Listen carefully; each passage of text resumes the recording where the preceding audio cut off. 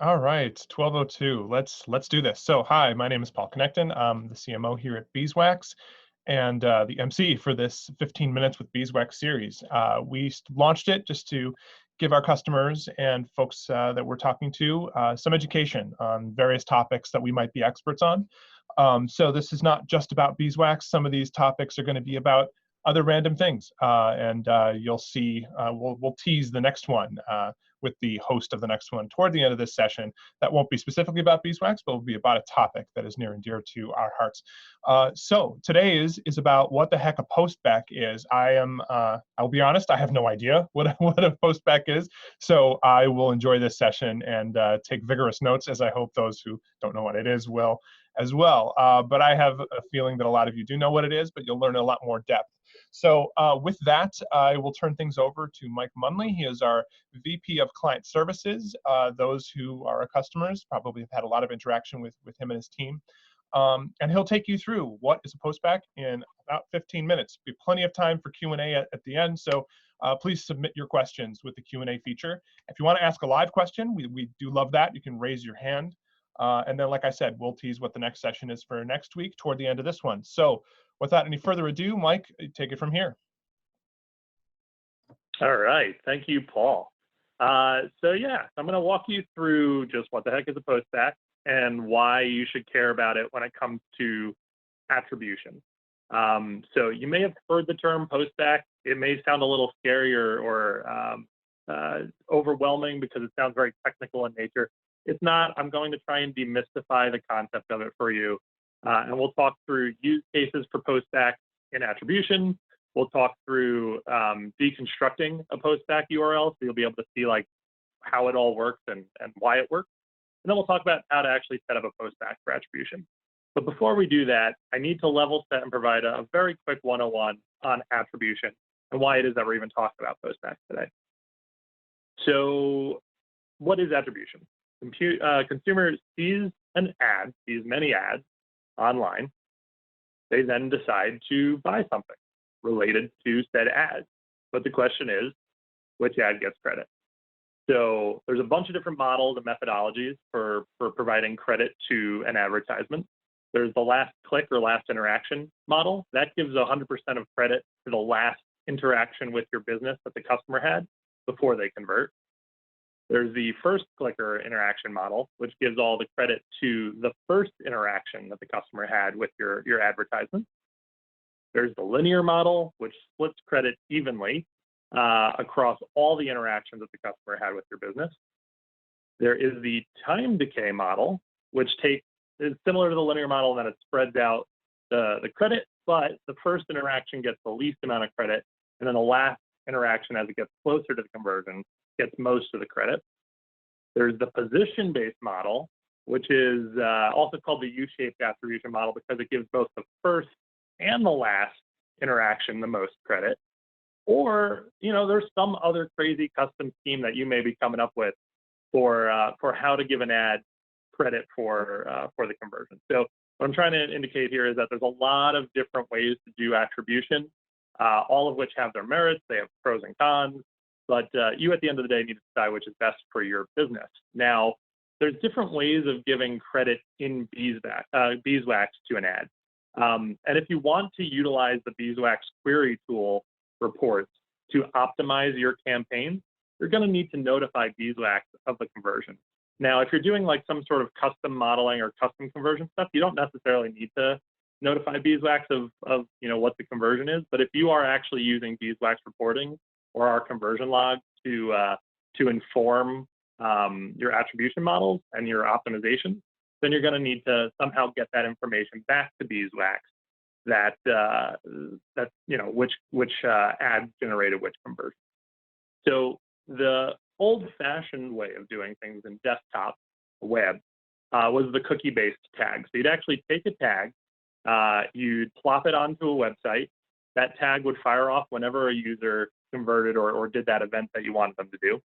And then beeswax would have to then decide which impression gets credit. And we only had one methodology for that. We only were using the last click methodology. It certainly had its limitations, and it all depends on third-party cookies. Now, I don't know if you've been following our CEO, Ari Paparo's Cookie Apocalypse series. But I think everyone's aware by now that cookies are, the death of the cookie is impending at some point. And so you definitely need to rethink how you're actually going to be doing attribution in the future. So, in comes the postback tag, which is called that because all you're doing is posting us back the necessary information to provide credit to the right ad. So you get to decide which impression gets credit. It does require some sort of attribution model. You may use a third party to actually help you do that, and they may actually do the postback back to us. Or you might utilize our log level data, our win logs, to decide, okay, this is the ad that's going to get the credit at any given point in time. But the good news is that it supports whatever methodology you wish. You're not limited to just last click methodology. So you get to choose your own destiny there. And then the third way that you can actually get a conversion data is actually through flat files. Now this is actually a custom solution. It has to be custom built for any given flat file use case. But this would be where our professional services team can work with you to convert the conversion data that you have from flat files to postback. So we would actually just convert it to a postback anyway, if you're not able to actually use postbacks yourself, but you're able to actually just give us a flat file. So if you're interested in that, your customer success management team can definitely talk to you about options there to work with our professional services team. So what are the use cases for postbacks? What are some of the more common reasons why postbacks exist? So the first is mobile app installs, purchases, and events. This is, I'd say, the most classic of the use cases. And so in this situation, a user sees and/or clicks on an ad in an app. The information about the user, such as their device ID, and information about the ad, such as the Beeswax auction ID, which is our unique identifier of an advertisement, is passed to the mobile measurement platform of choice in the click URL or the impression URL. The user then performs the desired event in the app. And then the mobile measurement platform matches the device ID that we sent them on the click to the device ID that performs the event. And so that's how they're actually able to decide which ad is going to get credit. And so MMPs are actually able to do this because they have SDKs in the app. If you're an app owner, you work with an MMP, you have their SDK built into your app, and they're able to do all that matching because they're able to collect all that data from the app itself. So then the MMP, once that match has been made between the device ID that saw the ad to the device ID that actually performed the event, the MMP notifies Beeswax which ad gets credit via a postback. They post us back the information to us. So there's a few more use cases for it now. And as I was alluding to before, cookies are going away, so we're going to need cookieless options for doing attribution. And so for web purchases or events, the user would click on an ad. So it generally almost always is click-based stuff. It is possible to do impression-based or view-through, but it generally tends to be strictly related to click or click-through attribution. But information about the ad is then passed to the landing page of the website upon the click. So that information, again, is like the user ID and the auction ID. And then it's stored against the user's first-party website cookie. So you actually take that information that was passed to the landing page, and you'll have to store it against that user, whether it's their session, their browser, their session cookie. It could be using Google Analytics, it could be using Adobe Analytics, it could be using your own proprietary method, but it needs to be stored against that user in some way, shape, or form on your side.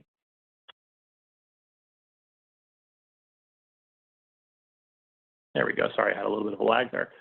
So then the user performs the desired event on the website, and then the website or some backend server of yours notifies Beeswax which ad gets credit via postback. So again, you're taking that information from the click and matching it to information about the events that are happening on your website. And then the last use case for a postback is offline purchases. So in this situation, the user sees an ad. Obviously, there's no clicking involved if you're talking about offline purchases. Information about the ad is then passed in the win log or via an impression pixel that you append to the creative. Again, that information about the ad is typically the auction ID and the user ID. The user then goes to the store to purchase something. And then the customer uses win logs or impression pixel data to, again, match against that offline purchase data. So typically, offline purchase the use case historically required a cookie sync because there needed to be some sort of way that you knew what the user's Beeswax cookie ID actually was. But as more cookieless identity options become available, like LiveRamp IDL, this will actually become less and less necessary. And you'll just be able to actually ship off your win log data to, say, a partner like LiveRamp, and they're going to be able to help you match it against third-party or against offline purchase data. And so then you would then notify us which ad gets credit again via a postback. All right, so now that we've talked about why you would use a postback, let's talk about how to use a postback. So I'm actually going to deconstruct what one of these URLs actually looks like. So here it is in all of its glory, the Beeswax postback URL. That first piece over here, which is the cnv.event.prod, et cetera, is just our domain. That's fairly standard. But here's the rest of the rest of the attributes that exist on the URL. First is the event ID of the corresponding event in Buzz. So that what is in brackets there would need to be replaced with, as you set up your events in the Beeswax Buzz UI, every event will have its own event or tag ID that is created. So that notifies us which event you're actually posting us back information for. The next is your Buzz key. That's your own domain for Beeswax. Now, here's the most important thing, and this is why I put it in red. The next is the Beeswax auction ID. This is the unique identifier of the ad. This tells us exactly which ad is going to get credit, and this is what's going to allow you to optimize and say, oh, these are the ads from this domain generate a way higher of a conversion rate than the ads from this domain, or this particular device type was generating a better CPA than these other device types. So that auction ID is what allows us to sort of aggregate all that data and be able to allow you to optimize accordingly.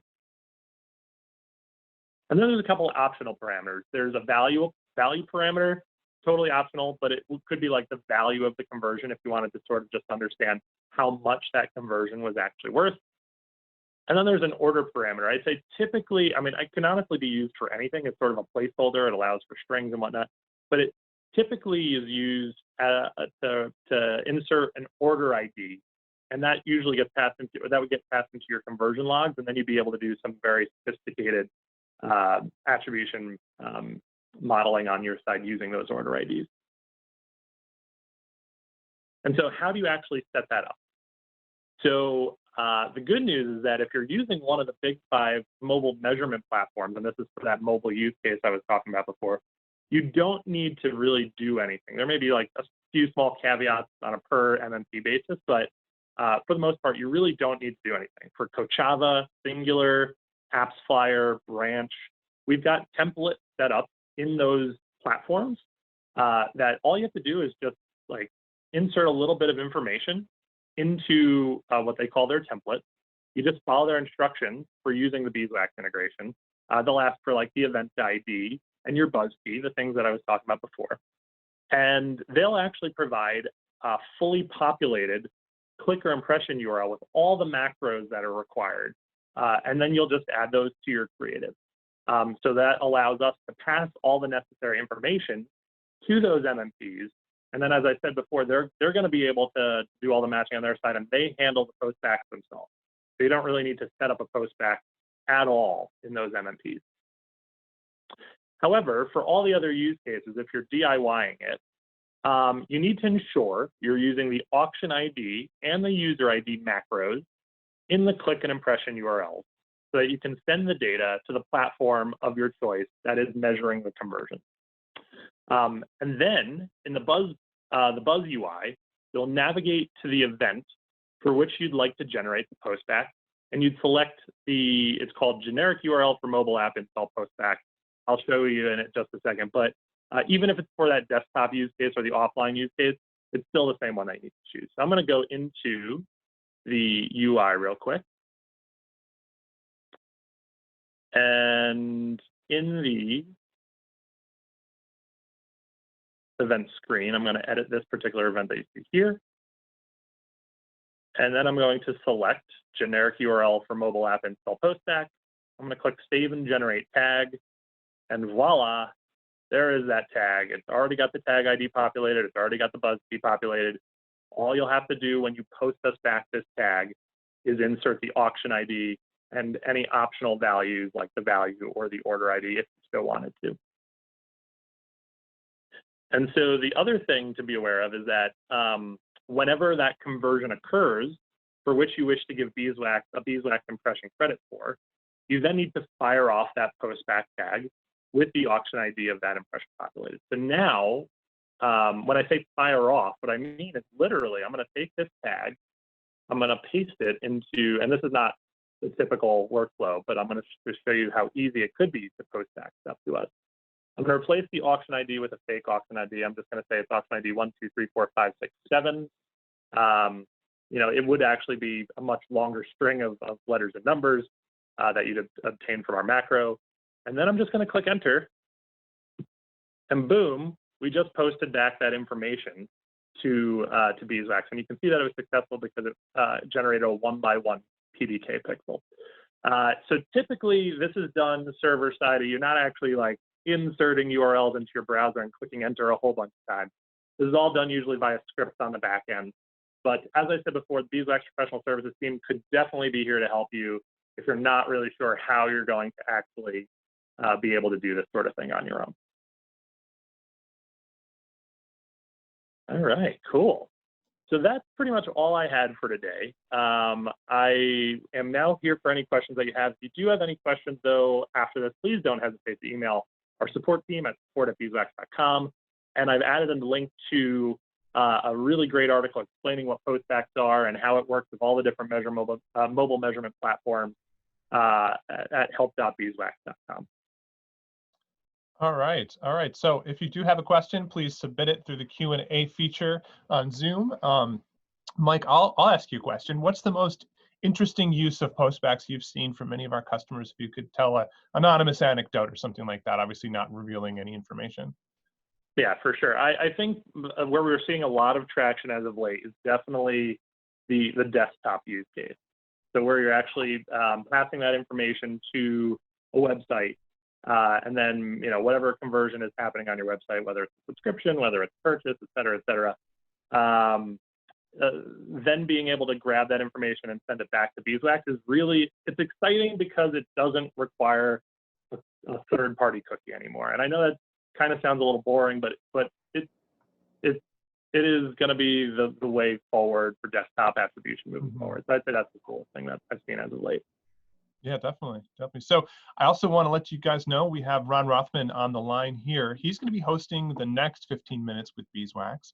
It's going to be about passwords and security. So while we're waiting for any other questions to come in, Ron, do you want to just say a couple words about what your session will cover? Sure, I'll be happy to. I hope everyone will join us next Thursday. I'll be giving a brief talk about how websites store passwords. If you've ever registered for a website and given them a password and then wondered what they do with that password, well, if you've never wondered, then you should. And I'm going to explain why you should care. And then I'll explain what websites actually do with the passwords that you give them. And then I'll explain how they frequently get it wrong and how that puts your password security at risk. So I hope you'll join us. Yeah, and just to give a little context, Ron is our principal and engineer on the Beeswax team. How many years have you been with Beeswax? Paul, I've been here since the beginning. I'm not a founder, but I was the first employee. So I've been here for 5+ years. Wonderful. So I just sent around the link to anyone still on the line who'd like to join that. That should be interesting. And like I said, some of these topics are not going to be specifically related to using beeswax products, but will be some expertise that we deliver from our staff in general. So please do join. And I want to thank everyone who tuned in. I want to thank Mike Munley for teaching us today. I want to thank Ron in advance for next week and for plugging his session today. And thank all of you for joining. And I hope everyone is practicing good social distancing, staying safe, and together we'll get through this. So thanks everyone, and have a great rest of your day. Thanks, Paul.